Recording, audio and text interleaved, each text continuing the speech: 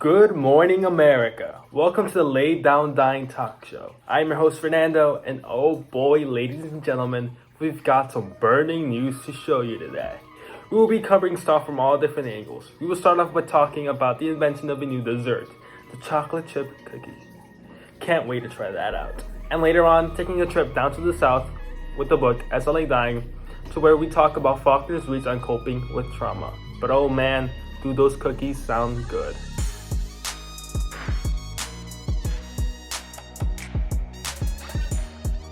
That said, we move on to a different story. William Faulkner, an American writer from New Albany, Mississippi, has written many wonderful books. In specific, the book As I Lay Dying is one that can be analyzed very deeply. The talk is about a family, the Bundrans, that go out of the way to complete their dead mom's wish. You know, the way the Bundrans were affected by this journey was in a way done to cope with the family's trauma. Coping is something people basically do to get over something. From what we know, Faulkner is suggesting that in the book As I Lay Dying, characters cope with difficulties, trauma, and fear with avoidance and focus towards their own experiences/problems. Faulkner tells the story of a traumatic experience shared by a family and with positive avoidances each family member takes to cope with the trauma. I can tell you that from personal experience, coping with something difficult is very unsatisfactory, which is why some scenarios you need to focus on problems of your own to cope with this certain difficulty. We see this with Dewey Dell all throughout the book. After finding out that she's pregnant, Dewey Dell is in a way scared and also too nervous to tell anyone about the pregnancy. Quote, she's looking at him saying, "You could do so much for me, if you just would, if you just knew." End quote. At this point in the book, Dewey Dell looks at Peabody, the doctor who I believe to be Dewey Dell's love interest when I first learned about him. It's someone who she wants to talk to about the pregnancy. For those of you that don't know, yes, a doctor helps with babies. But she's too nervous to do that, so she stays quiet and eventually gets a pill in order to end her pregnancy. But from what we know, Dewey Dell could have gotten pregnant again. From what it appears, Dewey Dell's main priority throughout the book was to get the pill in secret, even after finding out that her mom died. She took a quick moment to remember her, to then thinking back about her pregnancy, which is when she looks at Peabody. Another instance is involving Ants, the extreme hypocrite and the, quote, hero of the story. He says that he would go out of his way to make Addie's dream come true. But he really only carries out the dream, not because he wants to complete Addie's dream, but rather do it because, quote, God's will be done. He says, quote, now I could get them teeth. Really, he is only doing this because he thinks that by doing this, he will get his teeth back. I believe that Ans really is doing this because he thinks he needs to do it. After the loss of his wife, he feels alone and lies to himself that he is only doing it because he knows that God will pay him back for helping Addie. I think that he is lying and doing this because this is the only way that he could cope with the loss of his wife.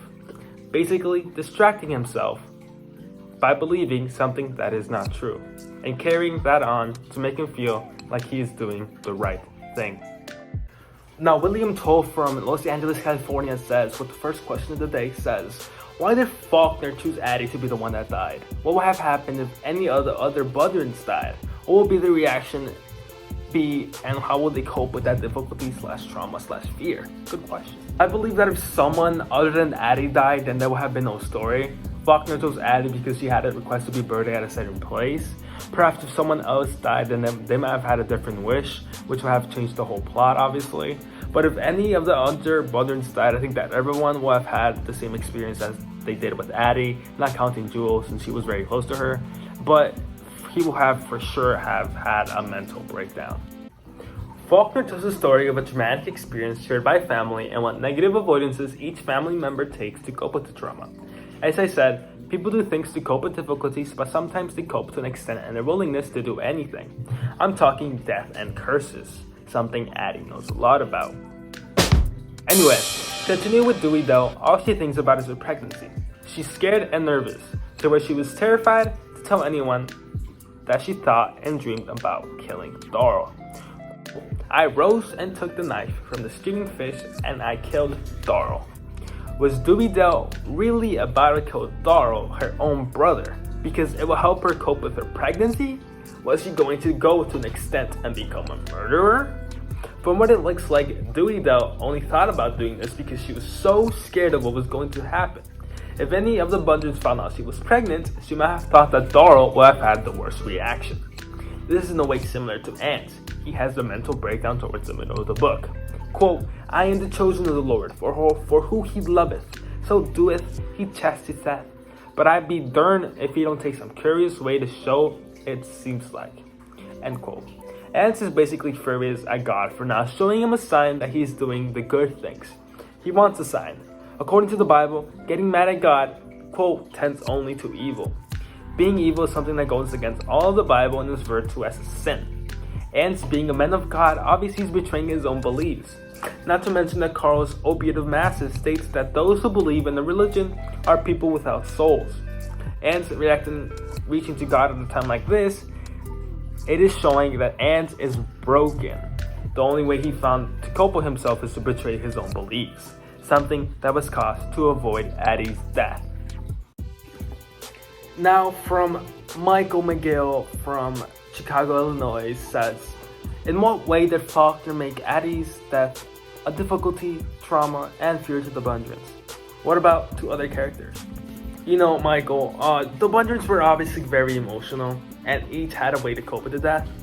It differs from every character, but they all seem to be well adjusted by the end of the book, especially Ant after remarrying. But other characters were not as emotional. They really just wanted the Bundrins to bury the body already. They didn't care that it was Addie, rather thought of her as just another body. Faulkner shows the Bundrins as a family with psychological tensions under strain, and the consequences of the strain towards the family's methods of coping.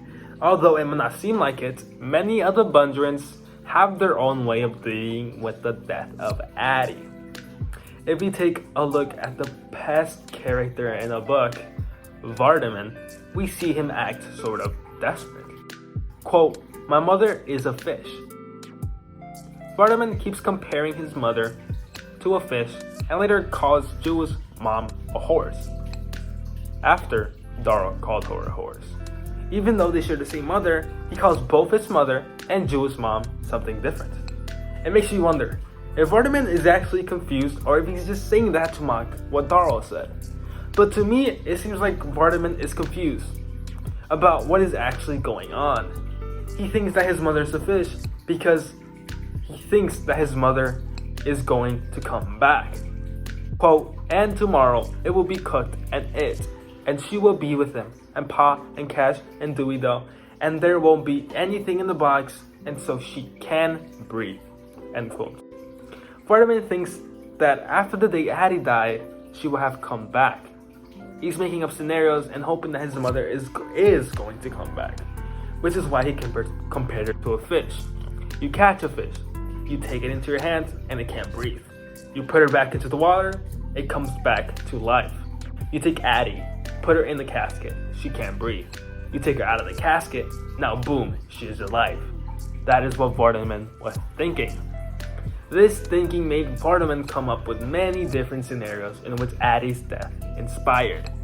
Basically, Vardaman made up different scenarios to cope with the loss of his mom, confusing him. You know, this kind of reminds me of the beginning of my freshman year. I had no idea who anyone was. I had a hard time adjusting, so I did the best to create scenarios in my head to make me look as if I'd actually fit in. And it worked to an extent, actually. I believe that the starting scenarios, don't want me to get into the specifics, actually worked. And it was through that I actually started to get familiar with people. Anyway, folks, it has been a pleasure, and I appreciate every single one of you. Remember to smile on and live on. It has been Fernando, and I'll catch you guys next time. Yo, Joe, are the cookies ready?